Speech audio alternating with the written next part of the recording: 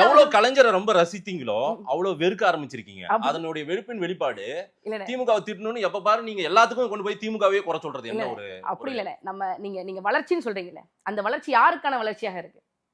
திருக்கோவிலைன்னு சொல்லி ஒரு இடம் இருக்கு, ஒரு ஊர் இருக்கு. அந்த ஊர்ல ஐயா கருணாநிதி அவர்களுடைய வீடு பாத்தீங்கன்னா ரொம்ப குறுகலான வீடு தான், கோயிலுக்கு எடுத்து அப்படியே இருக்கும்.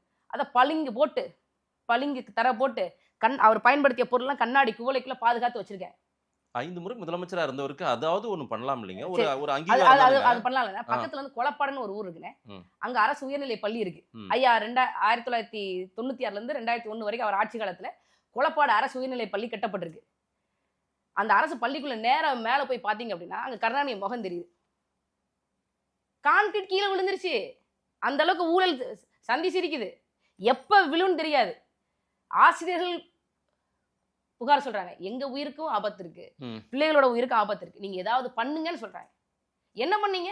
உங்க வீட்டை வந்து பளிங்கு தர போட்டு வைக்க தெரியுதுல, 100க்கும் மேற்பட்ட மாணவர்கள் படிக்கிறாங்கல்ல, அவங்களுடைய பள்ளிக்கூடத்தை வந்து தரமா சிறப்பா பண்ணணுங்கிற ஒரு இது இல்லையா, ஒரு மனசாட்சி இல்லையா? இன்னைக்கு அரசு பள்ளிகளின் தரம் மேம்படுத்தப்பட்டு இருக்குங்க. எந்த அரசு பள்ளி நீங்க வாங்க, நான் சொல்றேன் ஐயா உதயநிதி ஸ்டாலின் இருக்காருல்ல, அவருடைய மகன் இன்பநிதியை கூப்பிட்டு போய் ஒரு சாதாரண அரசு பள்ளியில காலை உணவுல உப்புமா சாப்பிட வைப்பாரா?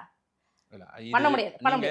அரசு பள்ளியில இருக்கக்கூடிய கழிப்பறை இருக்குல்ல, நான் நிறைய பாத்துர்க்கேன், கழிப்பறை இருக்கு. நீங்க பார்டரை தாண்டி போறீங்க பாருங்க. இப்ப கூட சம்பந்தமே இல்லாம இல்ல அது பண்ண முடியாது. நீங்க தம்பியா கொண்டு வரீங்க. இதுல இருங்க, இன்பநிதிக்கு ஒரு சட்டம், இன்பநிதிக்கு ஒரு வசதி, இன்பநிதிக்கு ஒரு வசதி இங்க இருக்கக்கூடிய தமிழ். அதுக்காக அவர் என்னங்க நீங்க வந்து அரசு பள்ளியில படி அங்க சாப்பாடு அப்படி சொல்லலனே, எப்படி அது அந்த சாப்பாடை நீங்க சாப்பிடக்கு யோசிக்கிறீங்களா? யோசிக்கலாம் இல்லைங்க, யோசிக்கலனே. இல்ல நீங்க அத தான நாங்க சாப்பிடுறோம். இல்ல நான் என்னன்றேன், அப்ப யாருக்கான வளர்ச்சியா இருக்கு? கொஞ்சம் நீங்க தமிழ்நாட்டு மாணவர்களுக்கு போடக்கூடிய உப்புமாவை தமிழ்நாட்டின் முதலமைச்சர் குடும்பத்தை சேர்ந்த ஒரு குழந்தை வந்து சாப்பிடாது.